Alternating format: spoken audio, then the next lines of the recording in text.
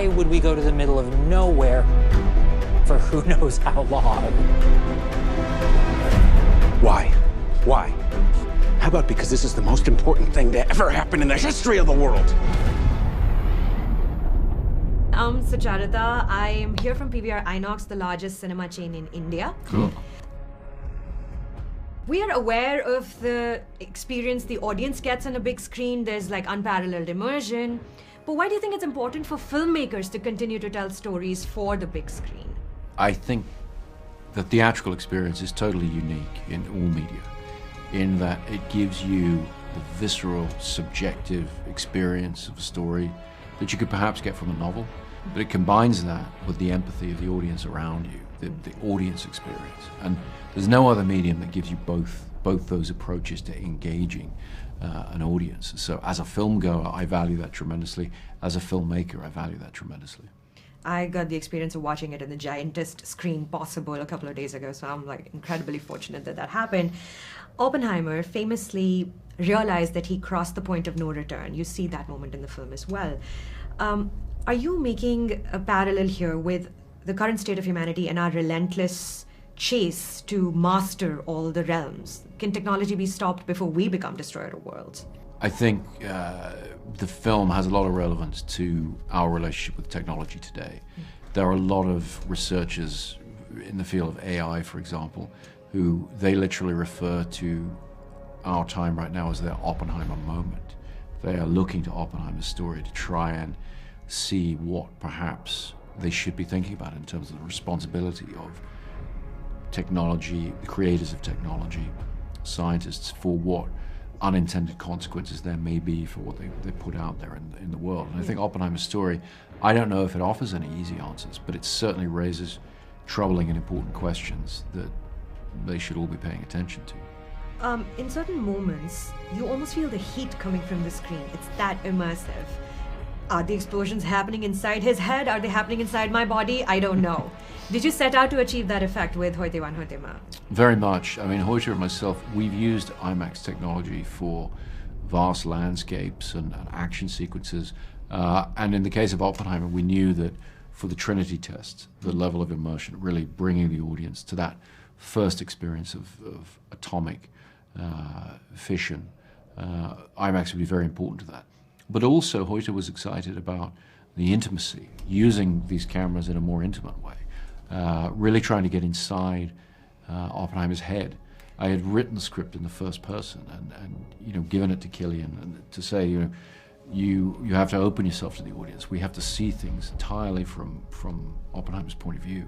And IMAX and the large screen turns out to be very important in bringing the audience in and having the screen disappear and being immersed in not just the sort of excitement of the movie, but also his viewpoint, his thought process. Lastly, sir, do you see cinema as having a responsibility of bringing stories like this into the current conversations in a world where we live in a post-truth world? A lot of these stories are forgotten and people don't want to really talk about them. The impact of people like Oppenheimer and how that continues to impact our world. Do you think it's important? I wouldn't necessarily say that cinema has the responsibility to do it so much as it has the opportunity to do it. I mean, these sort of stories, Oppenheimer's story, for example, it's the most dramatic story I've ever come across. And so it's just a wonderful opportunity for a filmmaker to take it on and for audiences to experience something perhaps they don't know anything about, but really be engaged with an extraordinary piece of history that's as dramatic and as paradoxical and tense and exciting as anything that I could invent as a writer of fiction. And that's what history has to offer filmmakers. So I view it as almost more of an opportunity than a responsibility.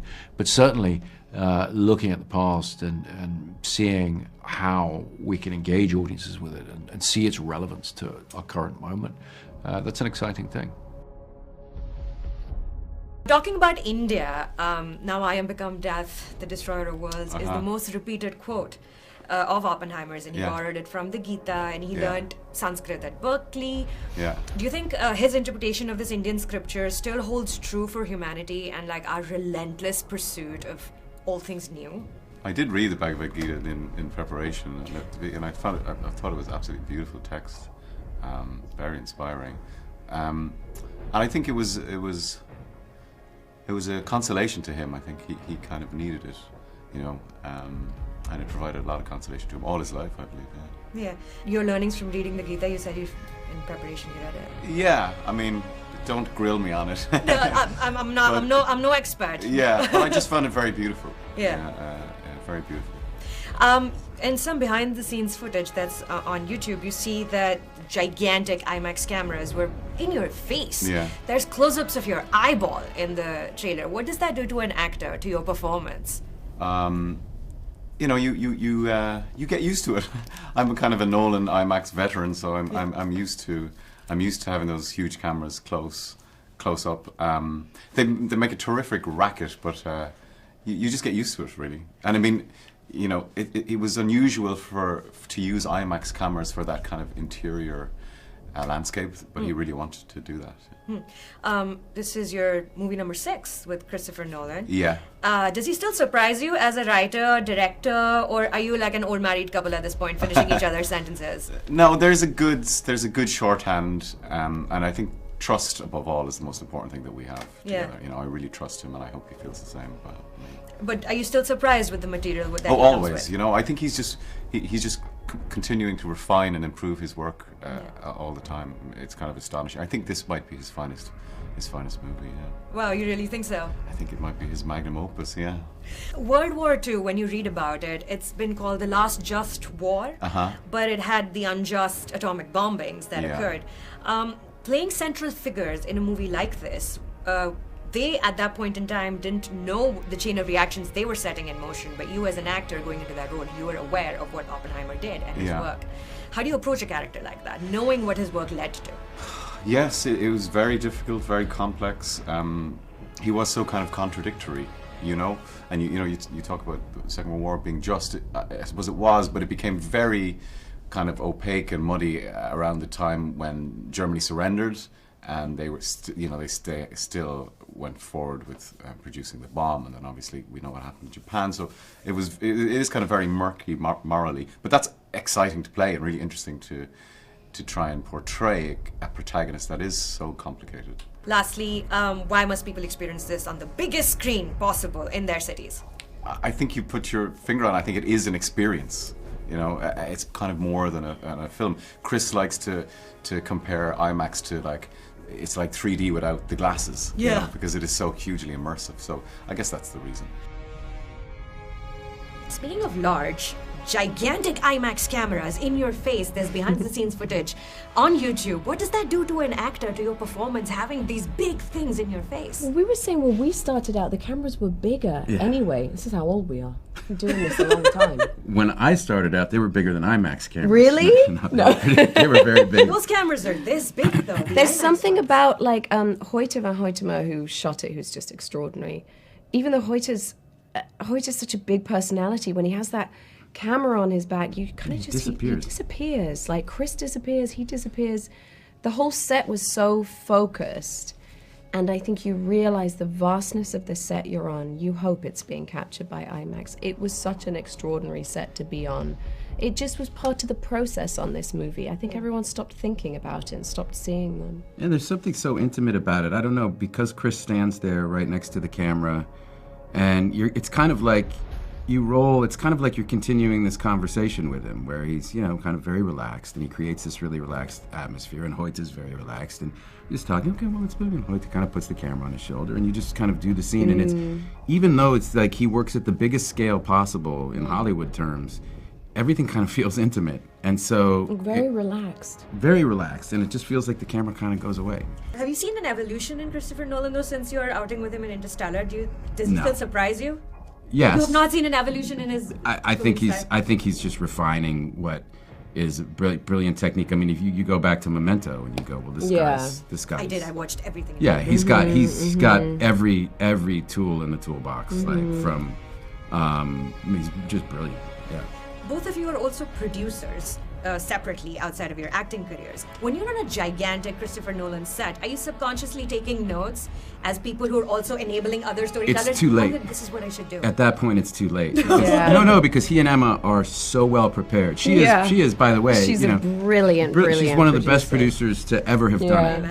Yeah. And the two of them together, you know, because they're married, it's like all of these discussions have happened, and so you never see either of their pulse raise at all. They've covered everything, and they're completely relaxed. It's a wonderful work environment. It's just it's so pleasant for the actors.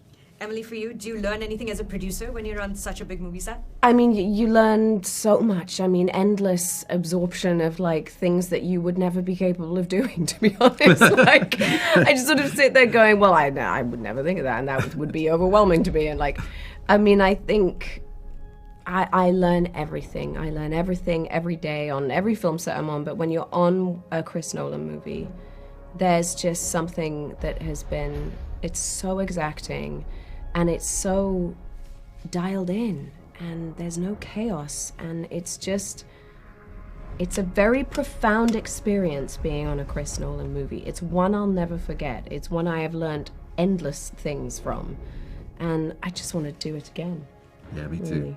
I just hope he doesn't put us on ice for a little bit. Yeah, if that was the last one that I got to do with Chris Nolan, I'm very then grateful. that's a good one to do. I'm really grateful that Yes. I had the chance to work with him. I desperately hope that's not the case. I hope I can work with him and Emma a lot more. Yes. It's fascinating to hear how calm his sets are, because his movies are anything but. Yeah. I'm always wondering what the continuity supervisors are doing on set, because it's just like, what timeline are we in right now? What Yeah. are we using right now? Yeah. For sure. It takes, but look, everybody goes with laser focus. Every single department is at the top of their game because they know they're working for Chris Nolan. Love it. Thank you so much for Thank your time. you. Thanks. About what's happening here.